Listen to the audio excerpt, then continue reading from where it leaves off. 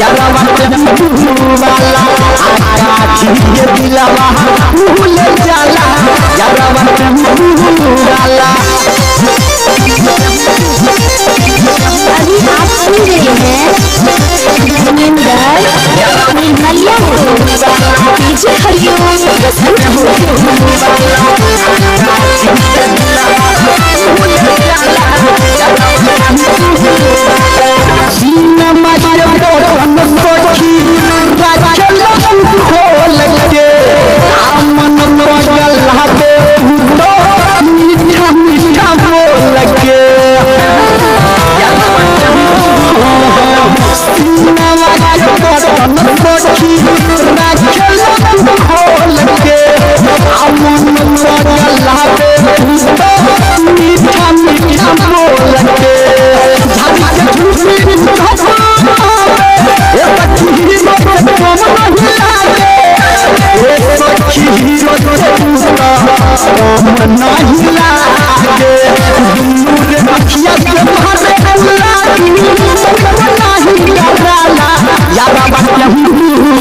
यारा वाला आका धीरे दिलवा भूल जाला यारा वाला आका धीरे दिलवा चल जाला यारा वाला।